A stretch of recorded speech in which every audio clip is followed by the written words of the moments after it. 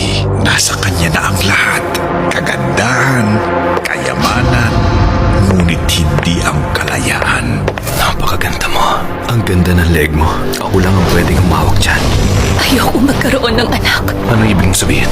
Ikukulong mo ko pagkatapos kong manganak. Hanggang kailan siya nakakulong sa pag-ibig ng kanyang asawa. Nag-report ako sa police station pero wala ring nangyari. Marami na akong pinuntahang lawyers. Wala ni isang pumanig sa akin dahil kinausap na ni Franco ang mga yun.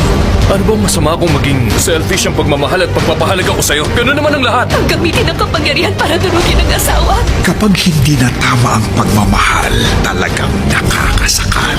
Tandaan mo to. Ang mama mo na pinakamamahal mo ay nasa akin. Franco, parang awa mo na, hayaan mo na ako makahinga.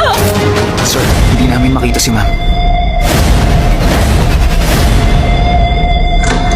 Magpadala ng mga tao sa location sinand ko. Bilis! Tayo na! Mari yun, paalam. Ayun! Hindi pwedeng patay na siya. Hindi ka pwedeng mamatay. Hindi! Mari!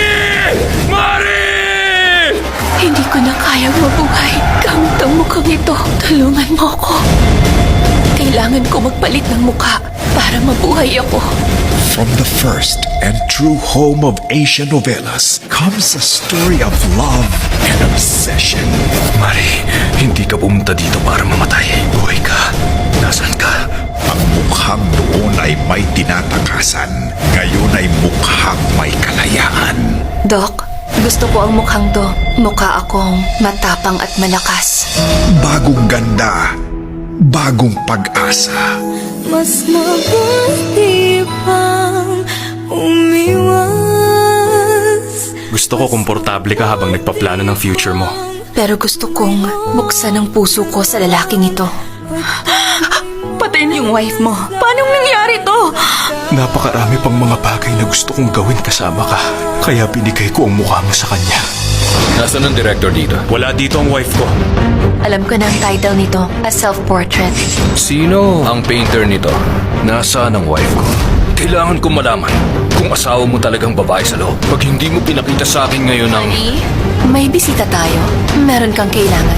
Tingin mo pa tatawarin ka niya matapos mong baguhin ang mukha ng asawa niyang obsessed siya?